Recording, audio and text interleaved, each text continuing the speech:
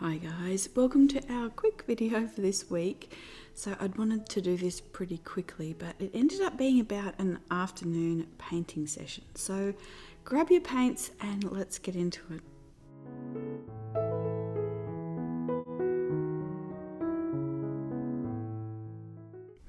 So this video was just going to be a quick video painting this little blackberry, and then we ended up doing some larger ones, some red ones, and then we ended up finishing off with a large floral as well. So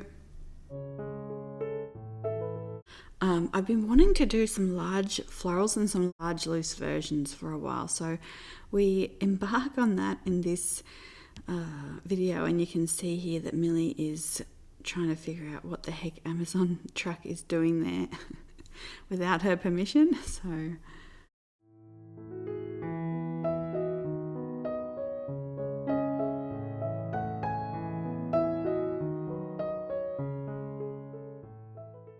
So if you're just joining, hi and welcome.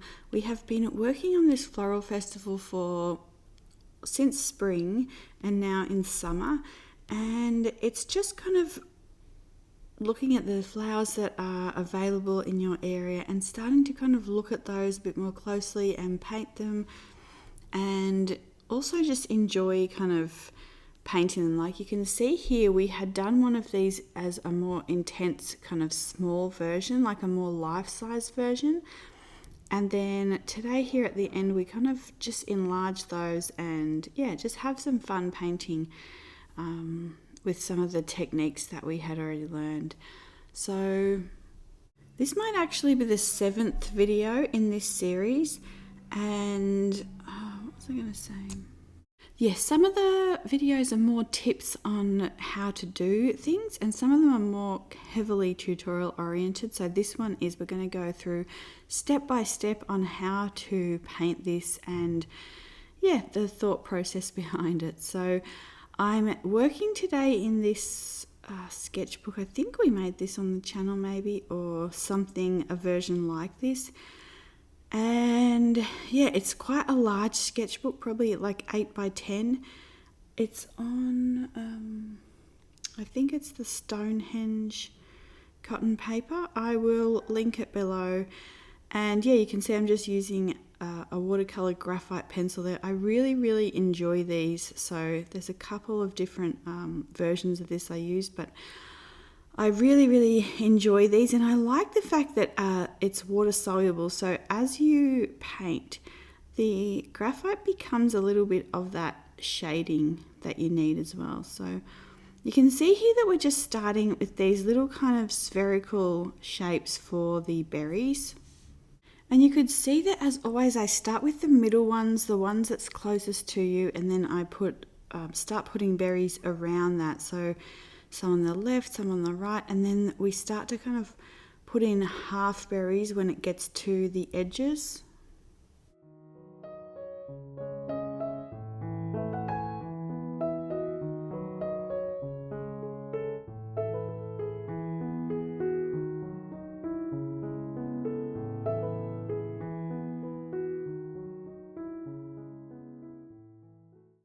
Okay, so I finish my kind of berry shape, and then we'll start working on the little leaves. But what you'll see when I'm painting this is that I don't adhere strictly to that. Just depending on how the painting kind of part's going. But you can see that I'm just kind of putting in these little leaf parts at the top here. I kind of do this kind of foreshortened one here, but we end up just kind of making that a nice large swoopy one as well. And then I am putting in the stem again, putting a little bit of a curve into that, just for a sort of a slight bit of visual interest, a bit of excitement there in the curve, just a tiny bit to kind of lead the eye around the page so that it's not just straight. And then we start to put in the shape of these leaves. These are kind of quite complicated leaves. You can see they've got the little ridges in the sides there. So I do the top one and then follow that along the bottom with a similar ridge, so that the leaf's curling. Putting in the bottom of that leaf then, and just all those little finishing touches. Now, to paint the actual berries, this is a pretty simple process, but I just want to show it to you like step by step. So I've got a tiny detail brush, and you can see I had too much paint on there, I felt like, so it was too thick, and just for this little area it didn't need to, like I don't want that much paint on here. So I wiped that off on my palette, and I'm just going around here. We're going to start with this center berry again. I start painting the same way that I start drawing it, and kind of starting to put the paint in around the sides, and then we want this little round highlight right at the top right corner there. So we're just going to paint around that. We're going to leave it white. The other thing, if you're worried, you can use some masking tape and just kind of dab a little bit into these corners, but this is quite a nice process to kind of practice. So I leave that little highlight, and then I'm actually adding in a little bit more around that kind of crescent shape around that highlight as well. So I'm just picking up the black now. This is black tourmaline from Daniel Smith, and I'm just kind of adding that in again around this like crescent shape where the shadow would be. So as this is drying, I'm kind of watching it, and then I'll add a little bit more in if I feel like it needs it. Again, I can see here already from the paintbrush there's too much paint. It's quite globby and thick, so I'm going to end up wiping some of this off, I think. So I should mention as well that I'm using a granulating black with a granulating purple. Actually, this is Daniel Smith black tourmaline and Daniel Smith purpurite, so it's kind of a muted granulating purple. So again, you can see like I'm trying to be careful to leave these highlights. That's what really makes this come to life here, is the leaving the highlight and then adding that shadow in on the underside of the berry. But I also really like this kind of colouring, because the muted purple there gives you a little bit of these kind of soft undertones like the actual berries have, and that granulation just helps to kind of give a little bit of texture to the piece. So you can see I just keep going around and kind of adding this in, but if you don't have like these colours, you can just use a granulating black if you have one, and then like a purple muted down with a little bit of a burnt sienna or some kind of a neutral. So yeah.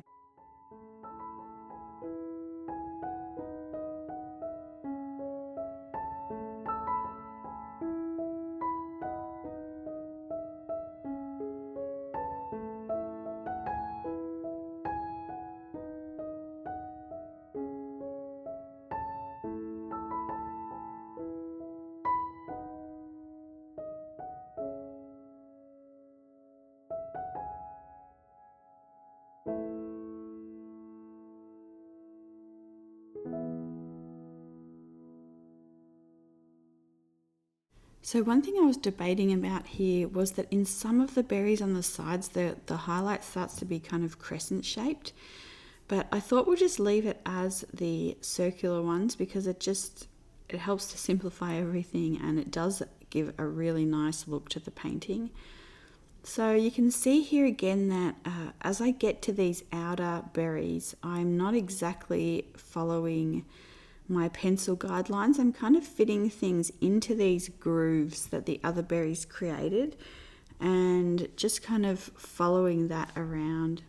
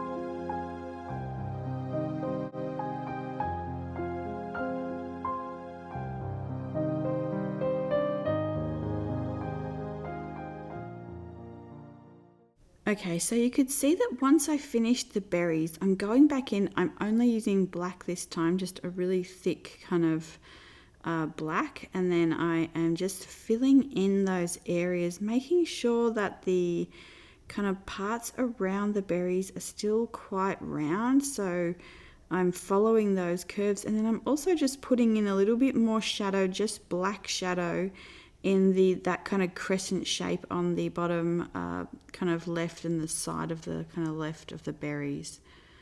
So yeah, and then that's our blackberry done. So I'm just showing you here a few of these different colors so you can kind of get a sense of it. So this first one here is Daniel Smith Lunar Violet, and this one would also work really nicely with a black and for the berries. And then this one here is the Black Tourmaline, Daniel Smith. So this is quite a soft, it's a little bit of a warm black, and possibly, I'm not sure, but yeah, it's quite a nice one there, and it's got like a soft granulation. And then this one here is the Daniel Smith Purpurite. So I've been really loving this one all year, and it's quite a nice muted granulating purple as well. Then this one is just a mix of the two of those. Let's see, and this one just has a little bit more black in the mix, so a little bit more like what I used for the berries. This one here, I'm just kind of adding in an extra color here. This is the Chinabrese, this is my new version of that. It's the Creamer Incarnate, but I love mixing this with the Purpurite, so I just couldn't resist showing you that mix. And then this one is that same mix, but added the Daniel Smith Pearlescent White into it. So I get quite a few requests of some of my favorite mixes that I've been using. So I just thought I'd kind of sneak that into this video as well. I really love all these mixes. I've been loving them all year. So that one we just did was the Purpurite and Pearl White. This one here is the Lunar Violet and Pearl White. And then we do the Incarnate one from Creamer with the Pearl White as well. So yeah, really been loving these mixes this year. Okay, so the next thing I want to show you is just before we paint the leaf, I want to just quickly kind of show you with a pencil what my thought process kind of for painting the leaves are. I've kind of touched on it, but I think I could go into like a lot more detail about this. So we just have a simple kind of leaf shape here. We've got the middle vein, and then we generally have kind of these veins coming out the side. Often they're in a V shape. There's different shapes, but often they're like that. And then we've got kind of some connecting veins that go between those V-shaped veins up to the next veins. So if you go out and have a look at leaves, often they have a similar or a kind of varying something like this, and then sort of in between there you end up with these little bubbles of like green, almost like little bricks in between the leaves here. So this is kind of the structure that I'm thinking about when I am painting it. I'm kind of wanting to go, I'm not just wanting to paint that leaf, the vein and the middle vein and kind of the side veins, because the leaf will not kind of look, it doesn't give it enough sort of volume. So you can see here I'm kind of connecting now some of these shapes. And that's kind of what I'm thinking about here, kind of sort of trying to paint these kind of in between parts and kind of connect things, kind of leave some of that veination, paint some of it in, and yeah, then like also I'm thinking about kind of the shape and the sides. Like often you can see like some more of these kind of longer, almost like kind of small little bricks there, and then that kind of goes around, and then around the sides there will often be more color as well, so where the veins kind of stop. But then there's also kind of this shading, like one side of the leaf will be a bit deeper in tone, and then like so yeah, anyway, I just highly recommend you to get a leaf and kind of look at it. There's so many people who actually do like full leaf tutorials, because it is just its whole own, it's really nice, like it's its whole own thing. So, but I'm just kind of giving you kind of a quick overview of what I'm thinking about when I'm painting this. So I'm trying to find a way to paint them where they're still quite lifelike, but it doesn't take, you know, hours and hours for the detailing of the leaf. So I'm using the green leaf and blueberry French earth. I really love, I think that's what it's called. It's sort of the green grey one. So I really love this. Again, you can use a green that you have and add a little bit of French ochre or a little bit of burnt sienna or another kind of neutral to get something like this. But this has been one of my go-to favorite colors this year. I really have enjoyed it. And you can see again that I am not being, especially colors like this, they're not very soft on the brush. It kind of splays the brush because it is quite a, the paint itself is kind of full of granules. So not just granulation, so it kind of, yeah, anyway, but I just always make sure at the end of the painting session that I wash my brush off and kind of twirl it on the palette to sort of reshape it so it can dry like that. But yeah, you can see here that I have started this leaf. Again, I'm going in with very tiny, kind of putting in this veination here so that I can kind of have a little bit of a framework to start to build these kind of paint strokes around.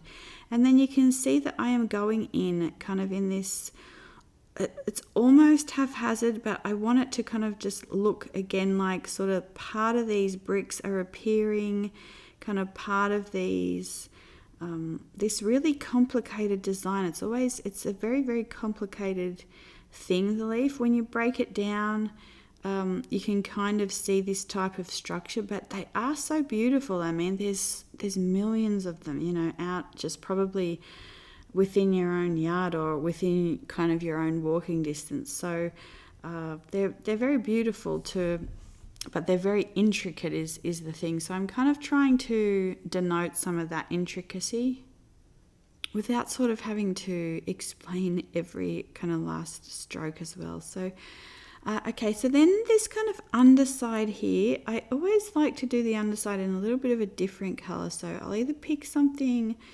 it's not always like darker. You can see here, this is almost a little bit of a brighter green. This is the Davies Grey by Winsor & Newton.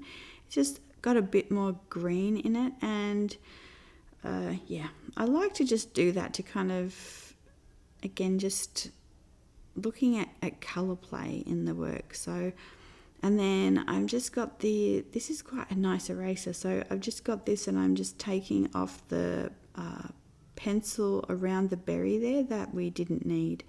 And then the stem is kind of drying here, so I'm just going back in with a little bit of a deeper kind of shadowing on the one side of the stem here.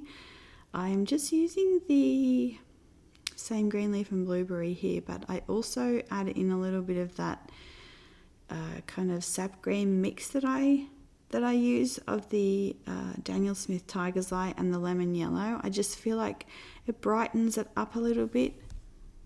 I want to do a whole video on using cool and warm tones, but even though that's a slight difference, there is a cool and warm tone. So yeah.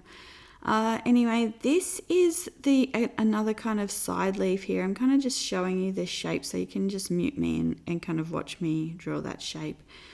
But yeah, what we're going to do, and we could paint this the same way. I was also looking at that and really wanting to just do a value study of the leaf and leave that in graphite. I really love that look of the graphite with the watercolor. But what I decided to do, since last video we were working with the gold flakes, and I just thought it would be nice to kind of continue that and have a little play here. So I've got this glue and I'm just going through. Again, you could use, if you wanted to be more precise about this, you could use like a paintbrush that's dedicated to glue, and you could just sort of be a little bit more precise here and glue these areas. I feel like yeah, I didn't really want to do that just for this one here. So I thought anyway, it gets a little bit complicated with holding the phone and filming, trying to watch what I'm doing. So anyway, so I just used this, and again I'm going in with this kind of pattern play inside the leaves here.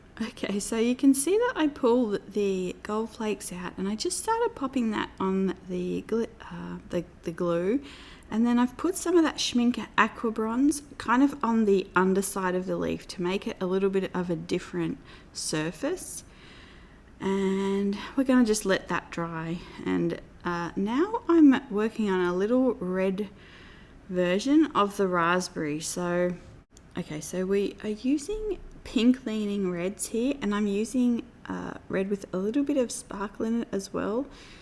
And let's see, when I want to deepen this up again, I'm just going back in with more red, more of the same color, and then I'm also mixing in a little bit of like the iron violet glimmer, or like a kind of purple leaning brown when I want to do the parts in between the berries as well.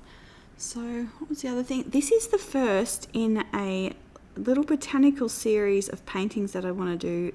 So this one will go in the Etsy shop today, but I want to create some more, and they're going to be botanical etudes. So an etude is a musical term for like a short composition that's like focusing on technique or improving technique.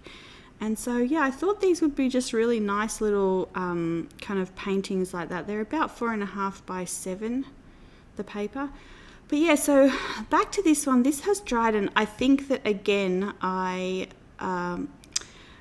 think the glue only needs about probably a minute to set up, but I kind of keep leaving it, and then I came back and I wet it again, so it kind of went all mushy everywhere. So it didn't really work as well as I'd planned, but what I did is I just kind of rubbed the leaf closer to the stem, and then kind of left those little ruffly parts of the gold flakes on the more towards the edges there, so it looks like it's got a bit of movement.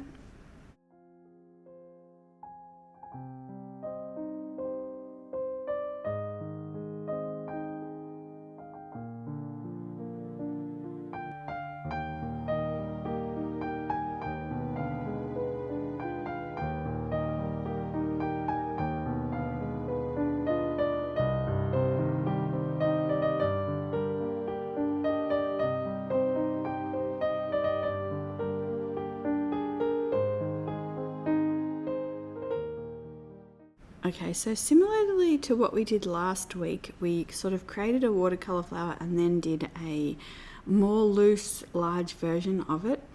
And so I wanted to do this as well with the berries, so create more of a graphic, oversized, kind of version of these. So I've gone back in, and this time I'm using a brush with barely any water in it. So this is a synthetic brush, and I'm almost more dry brushing this on. I want kind of more of a stylized version of the berries. One of the things that there's two things. One thing is that after I do something that is more technical and you've got to sort of concentrate more, I always like to do more of a cool down painting. So this is kind of that kind of thing for me. So after holding your breath for an hour and not knowing how something's going to turn out, I like to just relax and kind of smoosh some paint around. So but the other thing is that when you do something more technical and kind of look into it a little bit deeper and and think about like the structure of it and the colors and where the shadows fall and all these types of things, when you go to paint looser, you know what's important for the structure of that item, or whatever you're painting, like the subject. For example, this, the importance of this is kind of this spherical shape. You can see I have sped some of this up, or we'll be here for quite a while, but the spherical shape with this highlight is really important for the structure of these berries, and the way that they cluster together, and then also just the shadows, kind of putting in some other colors where the shadows fall. You can see that I'm not being concerned about getting everything perfect here, and I could have actually left this and done some more layers, but I thought, like, let's just get some ink out and kind of keep playing here. And so I'm just going around parts of these like little circles and just kind of almost also dry brushing the ink on with the pipette. So I'm not squeezing it so much, like every now and then I'll squeeze it, but mostly I'm just kind of letting whatever ink's kind of left on the edge of the pipette there do the work. And again, I'm thinking about this kind of graphic stylized interpretation of these berries.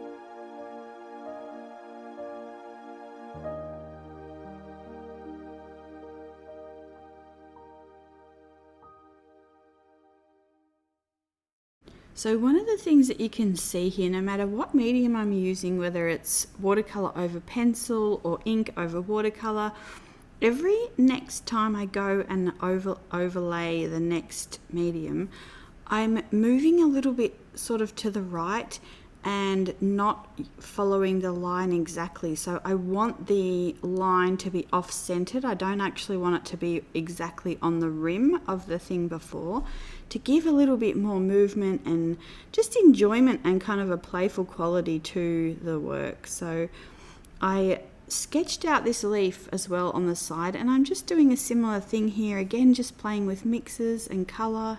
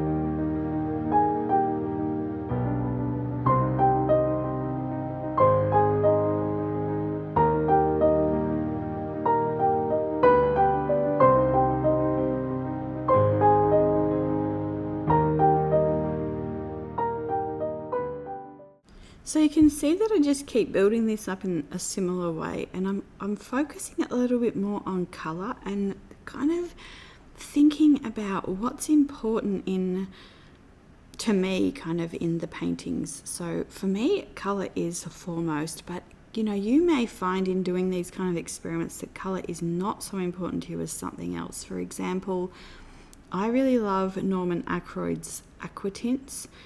and they're so beautiful, and there's no color involved in them. You know, they're the form and the way that he's creating those prints. So yeah, it doesn't necessarily matter what you kind of want to put into your artwork. It's just about kind of finding what works for you, and what how to kind of capture what you're trying to think about and what you want to convey. So yeah, it's one of my favorite things about art, that it's not competitive. I mean, I think everyone can find ways to make anything competitive, but it's all about just finding ways that work, and kind of going into that kind of more technical thing for me always really helps me to kind of determine different things and ways to do things. And I also always really like to have this kind of more of like a low-key, low-pressure painting session after doing something where you've really kind of put in quite a bit of effort, you've really tried. Then I just like to kind of let all those things simmer and just come out in a way here. I'm thinking about this holographic paint, and again, still the line work, but can I make it a little bit... Anyway, yeah, just different things that you can kind of look at and work on. You can see here as well that after I did this, one of the things in the beginning for me that was really difficult was just filling an entire page. So even after I did that, I then went back and put in this background here, and I'm always kind of trying to push myself as well with things like that. So thinking about color, sometimes, you know, you don't always get things right, but that's okay. Like, that's what the sketchbook is there for. So you can see here that I am mixing the Flourescent Pinks. This is azalea with the Winsor and cadmium free lemon yellow, and then I'm also mixing that Flourescent Pink with the Daniel Smith Pyrrole orange. It's just created this really luminous, like glowing background. So I really have been also enjoying those mixes. You can see the difference in the mixes there, and kind of thinking your way through palettes. And that again is something really nice about art, is that you can have these kind of color palettes that create completely different moods and say totally different things.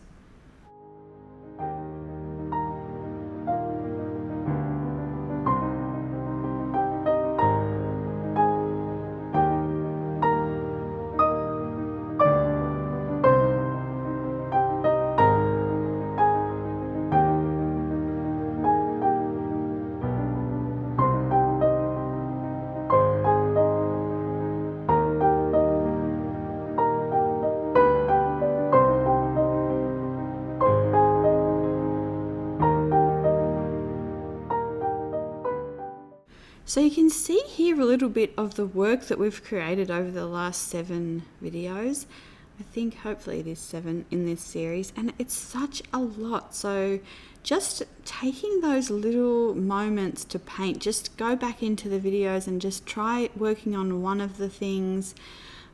If you've picked a flower, or you've bought some flowers, or you've been given some flowers, just take one of them and just start painting it. You know, maybe dedicate a sketchbook to something that you have wanted to work on painting. So it might not even be flowers, it might be something else, and you'll be surprised that if you just keep chipping away at it, you'll end up with just quite a lot of steps in that direction and quite a lot of growth along the way.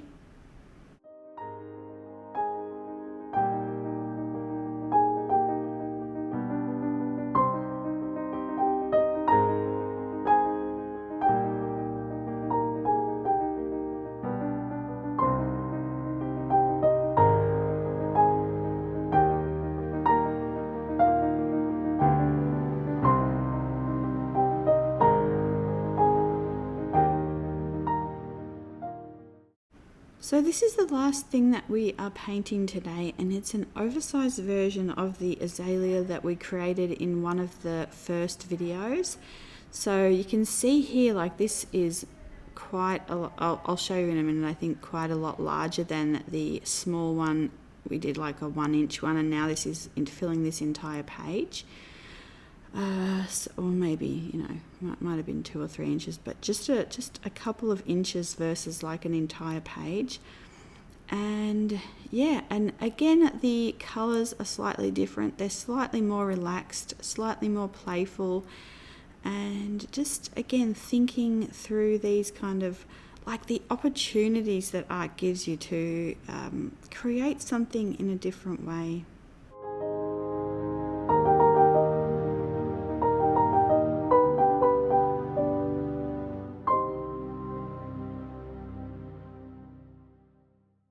One thing that you can see is that I'm still following the rules of watercolor, even though I'm painting loosely.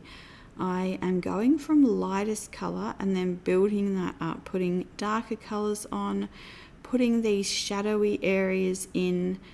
And so even though I've kind of relaxed some of the things that I'm doing, I'm still using some of those fundamental elements. And like even here, I'm kind of softening out some of those colors there with a clean damp brush. So like I've wiped it off on some paper towel. And yeah, again, going back in with this line work, like lines and kind of these just nice lines are really like important for me. That's something that I really enjoy putting into the art. So it's actually quite nice to do it with the pipette here.